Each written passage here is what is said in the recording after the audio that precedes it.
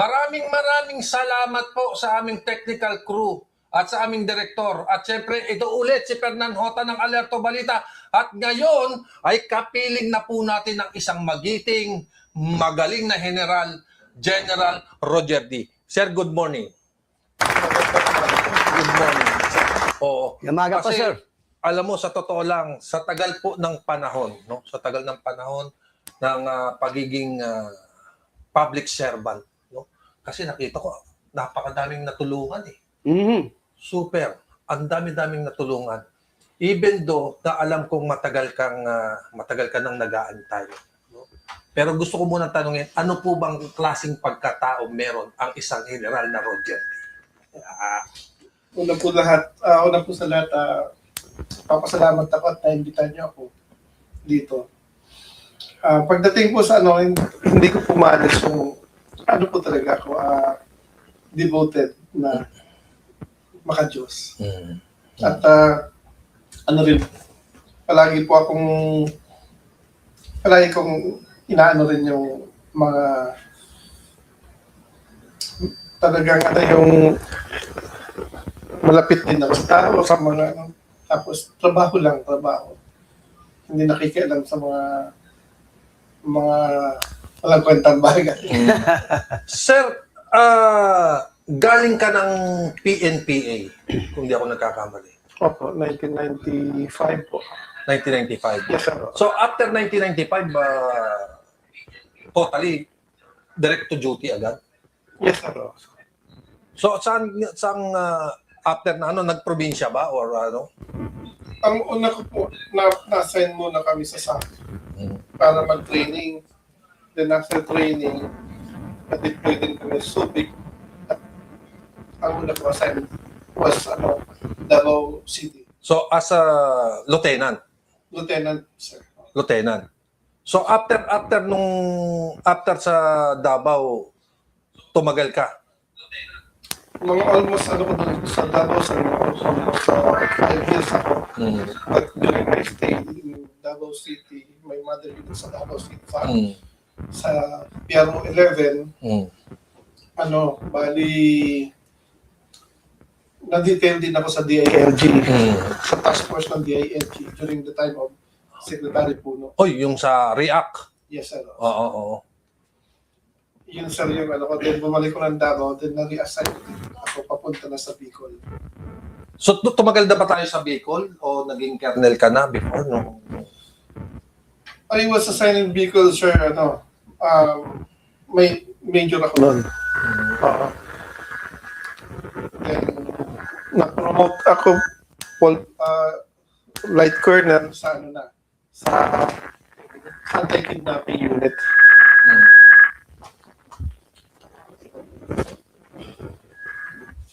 So, sa anti-kidnapping unit, so doon ka na nagtagal or Actually, sir, from Bicol, from Camarines or PPO, na-transfer ako, kinuha ko ni General Lalisan, kasi during that time, si General Ibdani ang Chief Anti-Kidnapping Unit. Then, kinuha ko ni General Lalisan. Then, after that, hanggang kay General Reyes, then until Chief PNP kay General Purisima. Sila yung mga naging boss ko sa anti-kidnapping unit. kasi meron akong nakitang istorya na naging accomplishment mo before na ikaw yung nung nagtrabaho ka sa Malacanang, sir. Yes, sir. Actually, that was 1992 kasi pumasok ko ng academy, sir. Na-turn back ko 1993, then kinuha ako ni Major Barilla pa noon, si General Barilla. Then that was the time nang we have accomplishment na preempt namin yung assassination plot kay President Ramos. Oh, wow. So talagang Hindi yung lumabas sa media, pero talagang masinsiyan kasi tuloy-tuloy yung trabaho dun sa hanggang makuha yung mga tao. So, ibig sabihin, sir, before na naging active ka, no, sa lahat ng sitwasyon na to, as a second star general o nag-turn agad? Hindi sir, yung nangyari noon, I was recommended for senior superintendent. Yung full-fledged colonel kasi noon, ang tawag noon senior Senior superintendent. superintendent. I was recommended for senior superintendent. Then nung na-recommend ako for senior superintendent General Lumibaw, during the time of General Dani, may recommendation na ako noon. Kaya lang since napakabata ko pa, sabi ko, i-stack muna, order muna. So, supposed to be 2003, meron na akong full-fledged colonel. Okay. Kaya lang, hindi natuloy. Then, nagkaroon ako ng accomplishment noong 2005 yung sa Valentine's Day bombing, na-recommended ako ni General Lumibaw for senior superintendent, for full-fledged colonel. Then, nagkaroon ng processing. Nung magkaroon ng processing, bata pa daw ako. May mga bata pa daw ako, gano'n. Tapos, kulang daw sa firefight, yung recommendation ni General Lumibaw. No. Pero actually, hindi yung kulang sa firefight. Ano yun? Ang nangyari talaga doon, hindi naman pwedeng i-cite kaagad doon yung mga kompleto kasi ang validation nangyayari yung sa NAPOLCOM. Tama. So, yung procedure na yun, lang yun, kung simpleng report lang yun, then, pag naipasa na ng PNP sa NAPOLCOM, doon na lalabas yung validation at lalabas na doon yung mga firefight, yung mga kompletong detalye, pati yung validation, investigation, saka yung tinatawag na validation, investigation, and evaluation ng recommendee. Yan ang procedure ng special promotion. So ngayon sir, since bata pa nga ako kasi nag-chip ay nagpo-full-fledged kernel doon, nasa 40, 30. Mga class 81 ata. Ganun na. Sir. So, sinabihan na i-hold mo na yung papel ko. So, ang ginawa ni General Lumibaw, pumunta ako kay General Lumibaw kasi nag-retired na siya. Na-assign siya sa anti-terrorism task force, Aguinaldo. So, that was the time na pumunta ako sa kanya, sabi niya sa akin, kumusta na Roger yung promotion mo?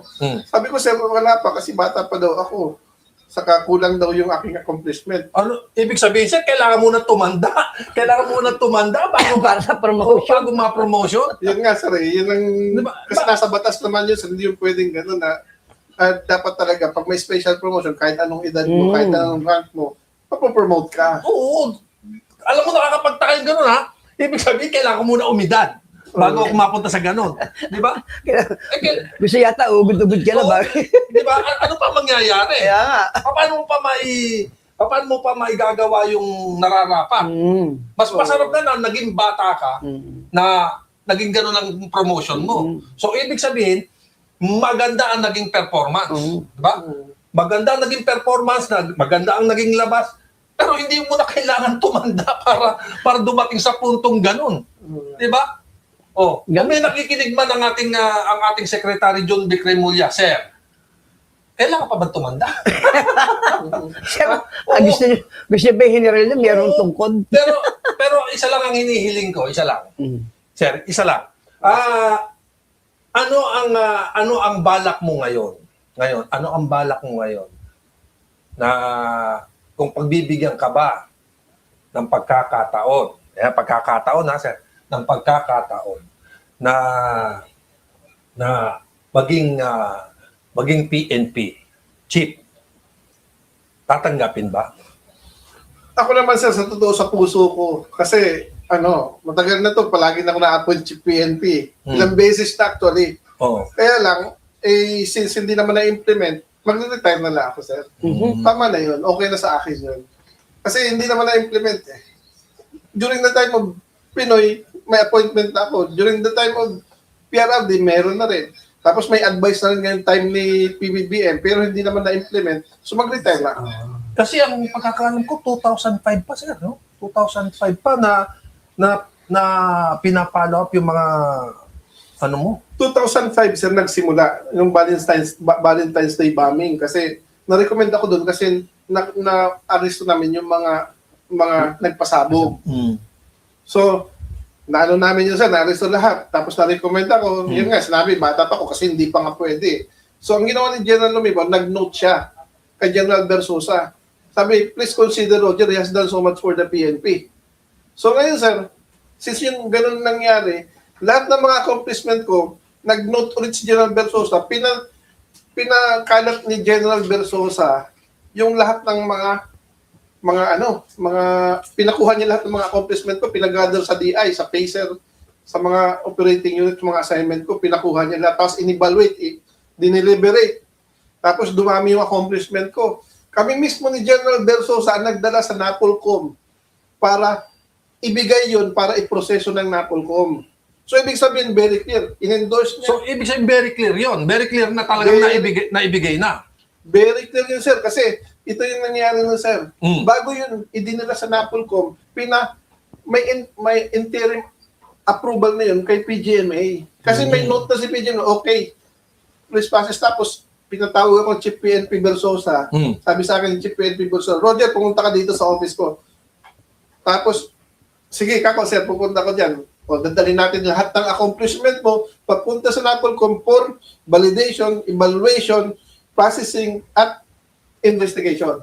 So, naganap yun, sir, na ano lahat. Proseso lahat. Na-proseso lahat. Since bata pa nga, nire-endorse ulit ako ng General Bacalso, nire-endorse ako ng General Bartolome. Rejected. So, marami na nag-endorso. Ang dami na, sir. Dapat isa lang, pero marami nag-endorse kasi nga, hindi ako makapasok kasi bata pa daw ako. Yan, sir. Bago. Kaya, during the time of Pinoy, ni President Pinoy, pati si Congressman De Lima, siya mismo nag-hand-carry kay President Pinoy nung aking papel. Tapos approve yung tinawagan ako, approve na yung aking papel for my PDG rank. Ngayon, since bata pa ako, hindi muna ako wala na naman. Opo, wala naman. So ngayon, sir, So, ibig sabihin, parang natatabunan na naman. actually, yun talaga, sir. Tabunan na. Tabunan. Ganun ang kwento. Kasi bata pa eh. Bata pa. Bata pa, pero hindi ka, alam mo, sa totoo lang, hindi na kailangan yung porkit bata ka. Yun na nga ang pinaka-the best dun eh.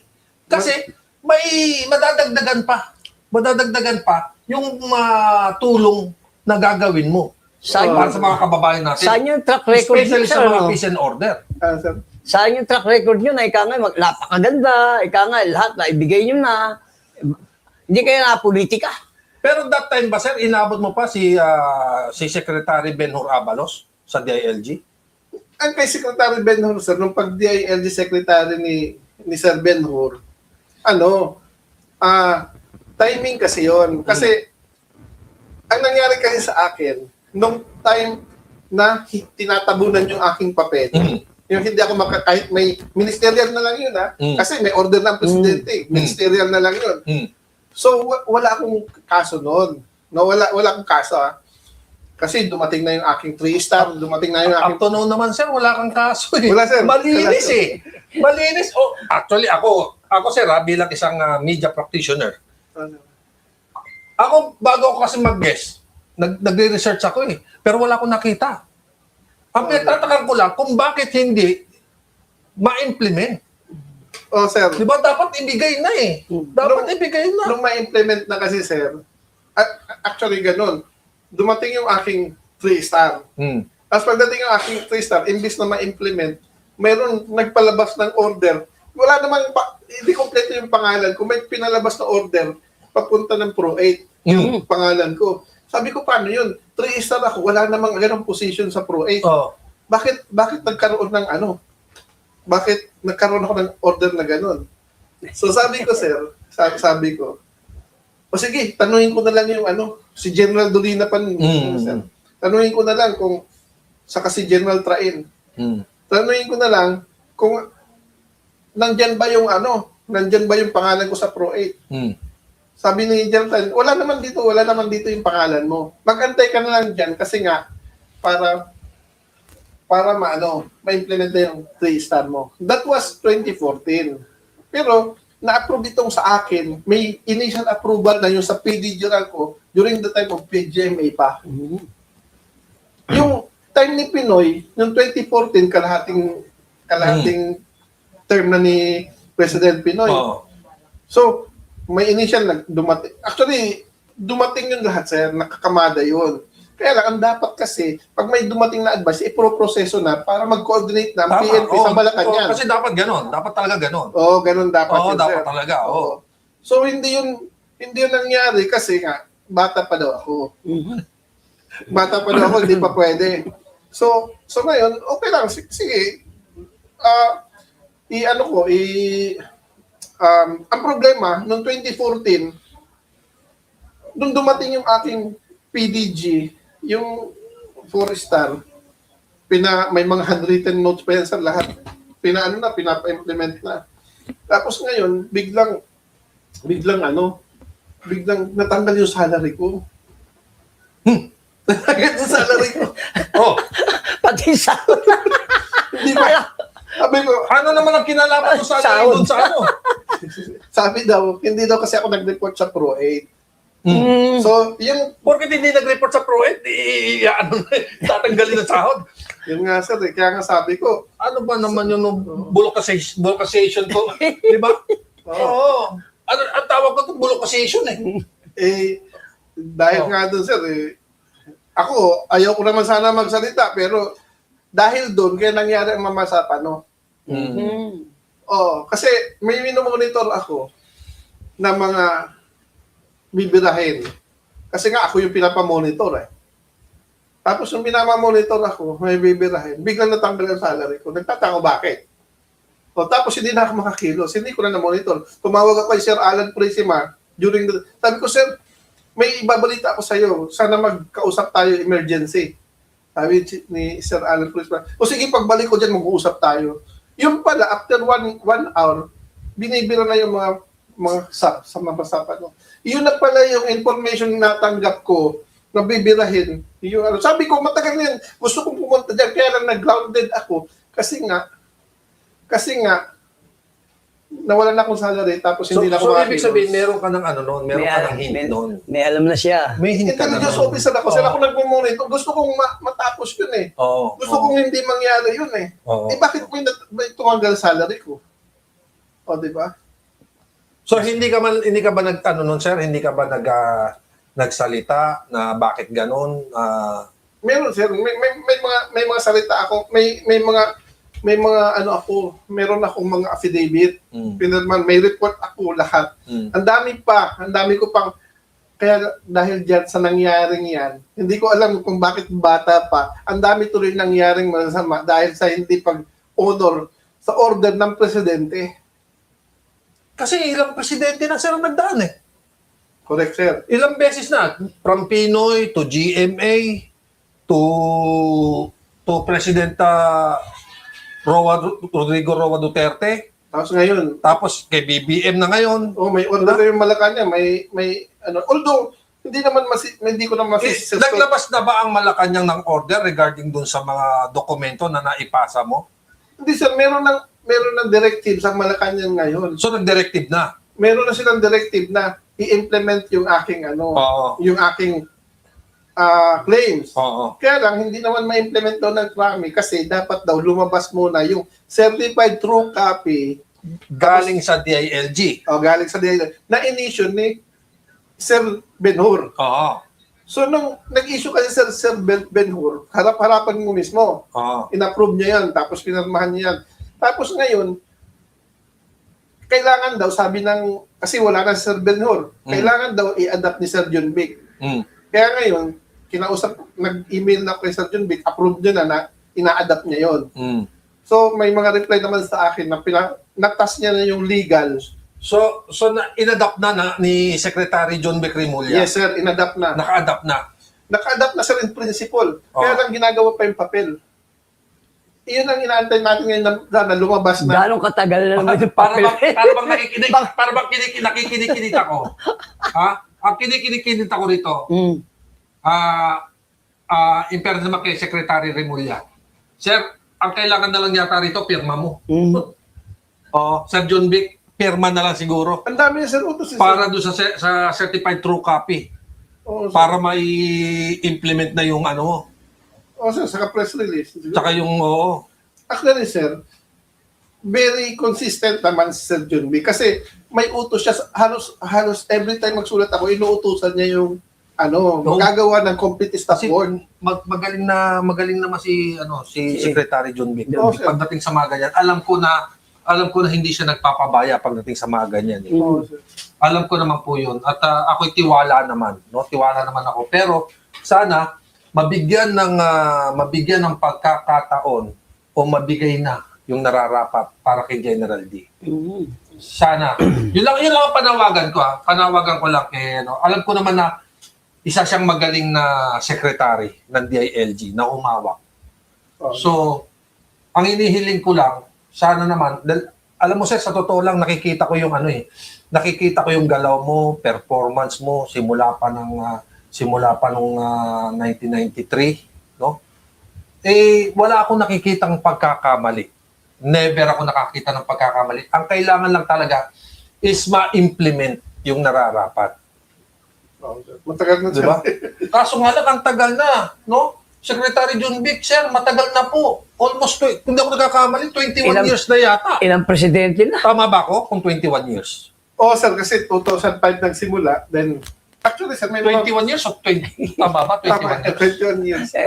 Tagal na. Pero hindi Ibig naman, sabihin, dalawang dekada na po. Mukhang Oo, secretary, dalawang ano na po dalawang dekada na po. Di ba? Sana naman na ngayon. Hindi, ko lang, baguhin ko lang yung istorya natin. Baguhin ko lang, sir. Baguhin ko lang istorya natin.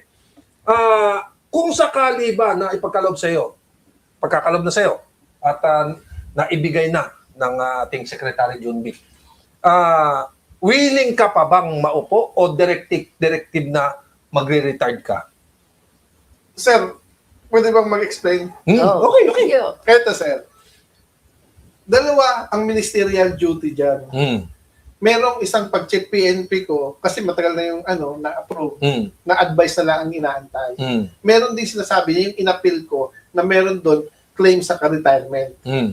So ngayon, sir, sabi ko nga, paulit-ulit na sinasabi na matagal na yun, dami ng advice mag-check PNP ako. Pero, never na-implement. Kaya, ang focus ko yun is retirement. Kasi hindi na-implement, sir eh.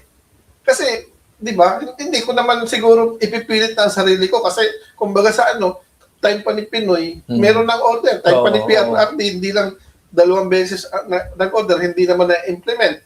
Tapos ngayon, time ni President Marcos, meron ng advice ang Malacanang na asikasuhin na, hindi naman na-implement. May mga umupo, okay lang, wala nang problema. Gusto ko sana noon pa kasi may mga projects ako. Actually, naganda ng mga projects sana. Kaya lang, hindi pwede kasi nga hindi na-implement eh. So kung mag-i-insist pa ako ngayon, hindi naman siguro dapat ako mag-insist kasi hindi nga na-implement eh. Dapat yung appeal ko na lang kasi meron legal remedies yun pag yun ang hindi na-implement. Dapat ilabas yung CTC, yung adoption. Yung certified true copy para ng adoption. Yung at least, sir, para yung hindi mag-implement, wala silang rason. Tama. May legal remedies, di ba? Tama. Pero yung pag-chip PNP, mahirap kasi hindi naman nare-relieve yung mga hindi sumusunod eh. Di ba, sir? Yun ang ko, sir. Yun ang decision ko. Pero sabi ko nga, Hindi, kung mabibigyan ka pa, kung sa sistema mabigyan ka ng isang bagay na sasabihin nila sa'yo na, General D, pwede ba na kahit na maupo ka bilang isang PNP chief, tatanggapin mo pa ba, sir? In fairness kay Chief PNP Nartates, Nartates. napakagaling naman ni Chief PNP Nartates at maganda yung kanyang pamumuno. Kaya ako, kasi dapat magtanong yan yung presidente eh. Di ba? Kasi ang Chief PNP sa presidente yun eh. Dami ng presidente. Oh, di ba? Di ba, sir? So, okay naman ako. Kaya lang, mayroon akong mga tao na dapat din na ayusin ko. Mayroong mga boss ko na dapat din ayusin ko yung mga records nila. Ngayon nga, sabi ko, makakatulong ako. Pag nag-retire ako, pag na-approve yun, makakatulong ako sa inyo, hindi direkta. Kasi hindi naman ako CPNP, hindi naman ako nakapwesto. Tama. Oh. May tutulong ko lang sa inyo, mag-assist ako, mag-recommend ako, lahat gagawin ko. Pero, yung pag-upon CPNP, alam nga naman, suwayin ko si CPNP ng Batis, maayos naman naglilid. Saka, makikita mo naman yung tao na nagtatrabaho. Kaya sabi ko, halimbawa lang, piliin ako ni sige, pipirmahan ko lang yung mga dapat kong tulungan. Dapat tulungan. Oo. Okay na sa akin yun, makatulong lang ako. Doon sa mga tropa ko na matagal kong tinago, kasi hinaharas kami. Hinaharas kami ng mga kalaban, if ever makikita nagko-compete ko. So, ganun yun, sir. Ayoko nang basta ako, nagserbisyo kami, nagserbisyo ang mga tropa ko, nagserbisyo yung mga magantay kayo, darating din yun. Alam naman ng Diyos nagtrabaho lang tayo. Pero yun sa akin, sir, sa akin. Pero kasi ako isa sa doon sa nakikita ko kasi sir, parang isa ako sa mga nangihinayang doon sa performance na ipinagkaloob mo sa ating bansa. For almost 21 years sir na paghihintay, dapat yun deserve mo na Although masakit nga, sir. Masakit kasi nga deserve mo na yun yun, kumbaga sa divine divine order yun na mag-order ang presidente, tapos dahil lang dun sa bata ka pa, hindi ka pwedeng maging PNP. Ganun, Yun ang pinakapangit. Kasi palaging meron yung tinatawag na divine intervention Halimbawa, kay pagiging presidente, hindi ka na magiging presidente kung hindi gusto ng Diyos Of course. Hindi ka na magiging chief PNP kung hindi gusto ng Diyos. Tama. Ako, may order ako for chief PNP, hindi rin naging chief PNP kasi siguro hindi gusto ng Diyos, di ba? Hindi ko alam. Pero ako, may project ako, may maganda akong project. Kaya lang, kagaya ng mga sinasabing yung 6 months time sa anti-illegal drugs. Actually, ako ang pinag-research noon siya ni PRRD way back GMA time pa. Mayor pa lang siya. Kasi si PRRD, ang gusto niyan mangyari noon, sabi niya sa akin, Roger, mag-research ka para pag nagkandidatong president, mag-research ka ng anti-drugs yung walang madadamay na inosente. Yun ang bilin niya. Kaya lang, pagdating nung time, na ako na yung uupo kasi papaupuin niya, sinabi niya mismo sa akin, harap-harapan Pati sa media, harapan ng media.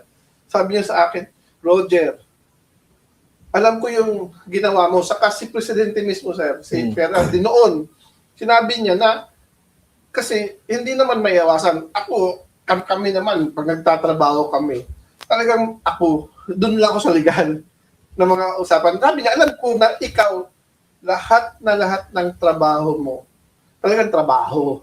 Tama. So ngayon, sabi niya sa media, pag ako naging presidente, si Roger maging chief PNP ko. Chief PNP. Hindi na nga natuloy kasi nga hindi na ako makapasok sa kanya after that. Nang presidente na siya. Hindi ko na siya makausap May humarang So ngayon sir,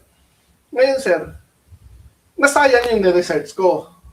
Pero okay lang kasi yun talagang gusto ng Diyos. Yun nangyari. Wala na tayong magagawa tapos na yun Sa ngayon sir, nagka-focus na tayo dito. Di ba sir?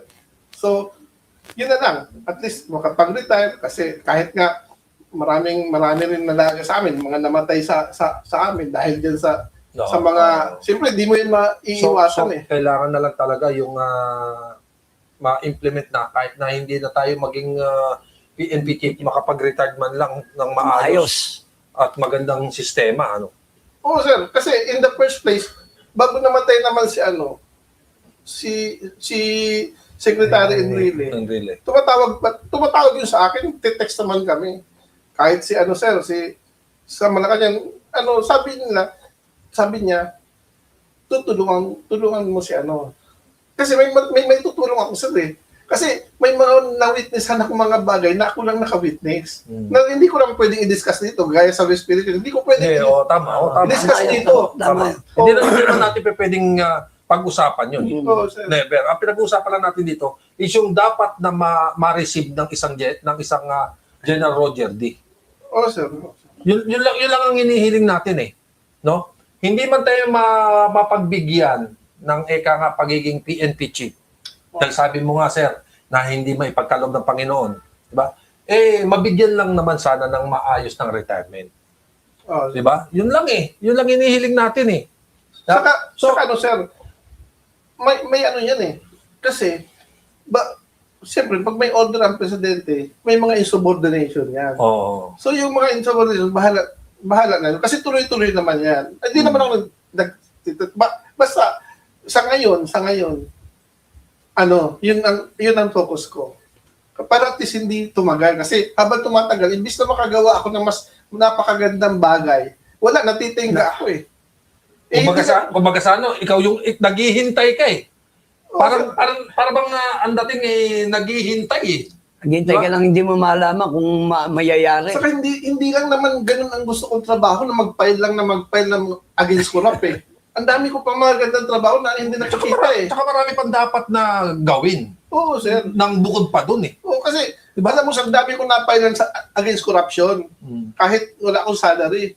Kaya lang hindi yun ang gusto ko. Kasi yun, darating yun, talaga makakasuhan sila. Pero, yung mga dapat pang gawin, kagaya nung, hindi to, sana matuloy yung ayaw ko nang mention sana kasi gusto wag na.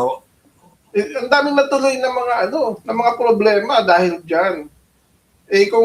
Kung hindi lang ako na-treat ng ganito, hindi sana mangyayari. So, General, tayo po magko-commercial muna at tayo babalik. No? Magbabalik po kami after this commercial.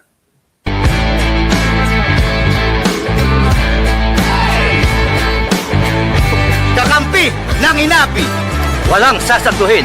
Kami ang sumbungan. Reforma ng bayan. Every Monday and Wednesday, 3 o'clock to 4 p.m.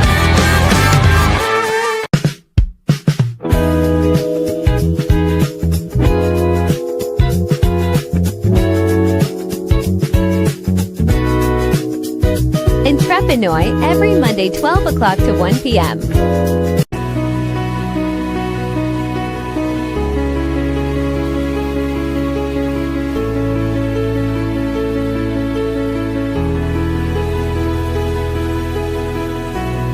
The Miracles of Hope.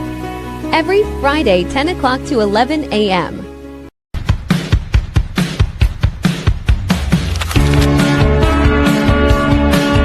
Love Talk every Tuesday and Thursday, 6 o'clock to 7 p.m.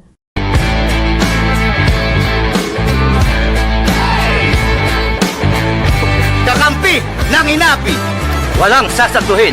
Kami ang sumbungan. Reforma ng bayan. Every Monday and Wednesday, 3 o'clock to 4 p.m.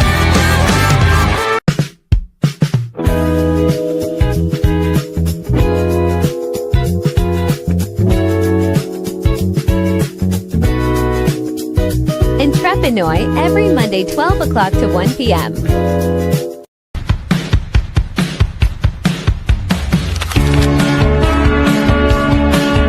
Love Talk every Tuesday and Thursday, 6 o'clock to 7 p.m.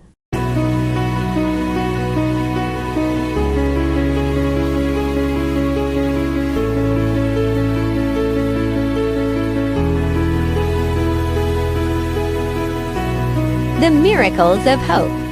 Every Friday, 10 o'clock to 11 a.m.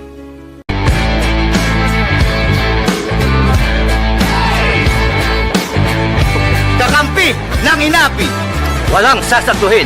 Kami ang sumbungan. Reforma ng bayan. Every Monday and Wednesday, 3 o'clock to 4 p.m.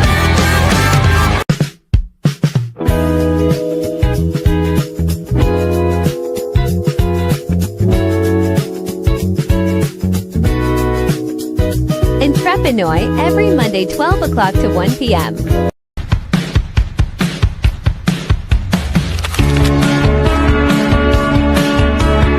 o'clock every Tuesday and Thursday 6 o'clock to 7 p.m.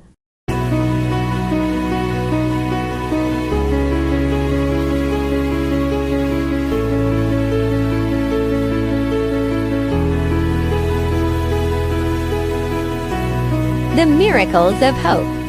Every Friday 10 o'clock to 11 a.m.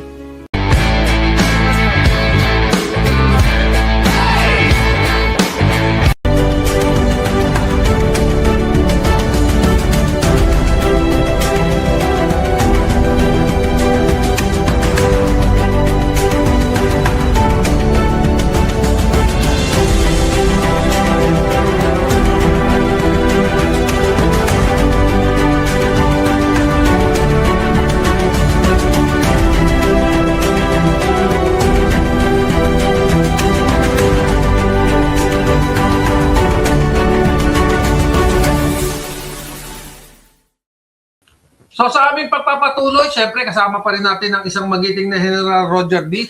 Ay, sir, bago magtapos yung ating programa, nais ko sanang malaman kung ano ang panawagan natin para lang po dun sa paghihintay natin na ganito katagal.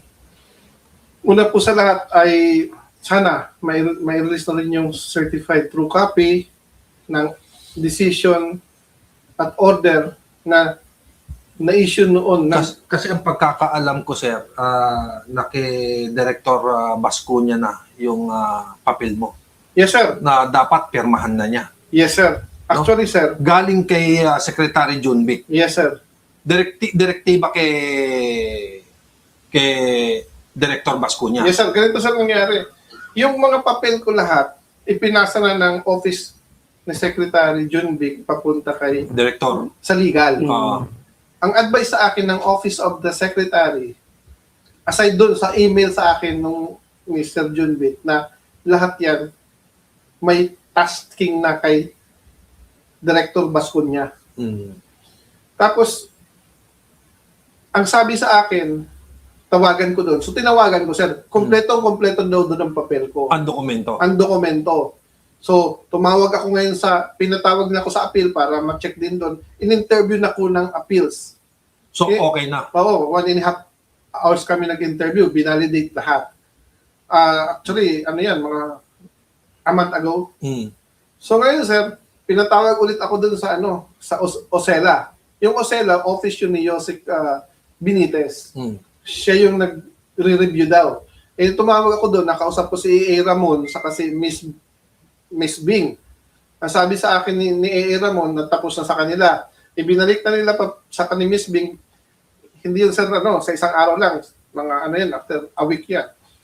Ibinalik nila sa office ni Director Bascuña para for signature, para i-release na ang CTC, i-release na yung Pipirma ni Sir Junbic. Yung adoption. Pipirma ni Sir Junbic, Pipirma ni Sir Junbic, saka ang official transmittal ng papel na yun papunta sa PNP kasi ang PNP ang mag-i-implement. Tama. Inaantay na ng PNP at may sulat na sa akin ng PNP na inaantay nila yon. So, para ma-implement na nila. Para magawa na. Para Correct, magawa sir. na. May sulat na rin yung IAS. Oo. May sulat na rin yung PRO8. May sulat na rin yung, pati yung PAO, pati yung iba, na-implement na. Supposed to be kasi, Kasi sir. nung makita ko yung dokumento, kompleto na, sir eh. Sir. Wala na pong hanapin eh. Director Bascuña, wala na pong hanapin. Ang kailangan na lamang po, sir, yung yung pirma eh. Yung, Para yung CTC ng adoption. Para ma-implement na ng PNP. correct, sir. Correct. Di ba? Oo. Matagal na yun sa linintay ng PNP. Oo, actually, kung sa naman eh, ilang presidente na po. Tagal na. Diba? Ilang presidente na po ang nagdaan. So, kailangan, di ba, dapat deserve na ng isang tinatawag nating public servant na katulad ni General D, itong mga papeles na ito na nasa inyo pong tanggapan na dapat ng pirmahan.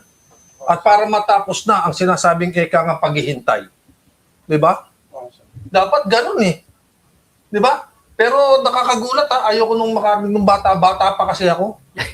para lang Palad ako po, para lang maging ano ka, kailangan pala bata ka. Paano kung na 7 taon ka, pwede ka pala, hindi ka pa rin pala pwede? Diba? Kailangan siguro mga 50 ka na. Ang problema nga, sir, kagaya nung may mga nakita tayo mga nangyari, natinyente pa, namamatay na. Kaya nga. Paano kung Baka inihintay na. Na huwag naman po sana.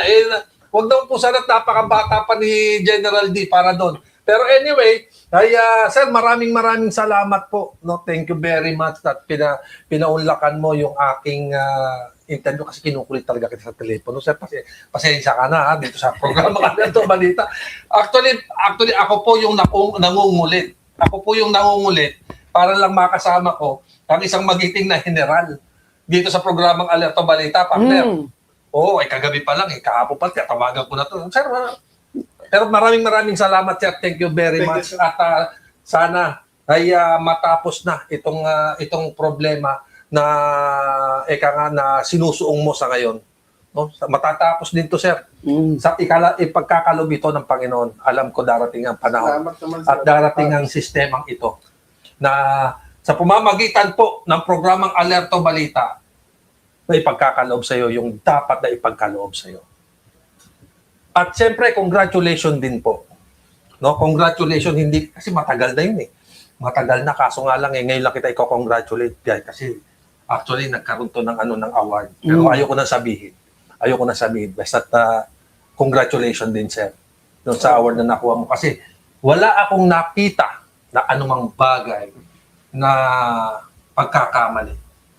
Dahil kung hindi ka magiting at magaling na pulis o general, hindi po kayo magkakaroon ng isang award pagdating sa ganyang sitwasyon at misyon na pinakamagaling na pulis. Totoo yan, sir. Ako, naniniwala ako dyan. At naniniwala din ako sa iyo. Salamat, Sa totoo lang. So, ganun pa man, sir, wala ka bang gustong sabihin? Kay Director Bascuña, kay John B. Cremulya. Sir, open po ang linya ng Alerto Balita para sa iyo. Yes, sir. Bali, nagpapasalamat po ako kay Sir John Vic at nabigyan niya na ng tasking si Director Bascuña. Kay Director Bascuña naman, sir, sana naman ay matapos na to kasi kumpleto naman ang papeles. At saka ito, na-interview na nga tayo sa media wala namang dyan maling ginawa at na-proseso yan ng maayos. Sana naman matapos na yan at ma-release na kasi marami rin akong dapat pang gawin. That is final and executory, ministerial na lang po. So ngayon, marami pa akong dapat gawin, hindi lang para sa akin, but para sa serbisyo. So maraming salamat kay General Roger D. At syempre, nagpapasalamat din po kami sa aming pong CEO na President, Jigs Magpantay. At syempre, ang Margo TV Broadcasting Network, i-like nyo kami, i-share nyo kami. At syempre, itong programang ito, i-share nyo na lang po sana. I-share nyo, yun lang ang pakiusap po ng Alerto Balita para lang po makarating sa opisina ng DILG at mapirmahan na po yung sinasabing dokumento sa tagal ng panahon. So maraming salamat po. Ito po si Fernan Hota At si Dens Tunel, na nagsasabi po sa inyo ng God bless. Alerto Balita, every Monday, Wednesday, and Friday 9 o'clock to 10 a.m. Live from Quezon City, Philippines. Your news, current affairs, and public service channel, Margo TV Philippines. Live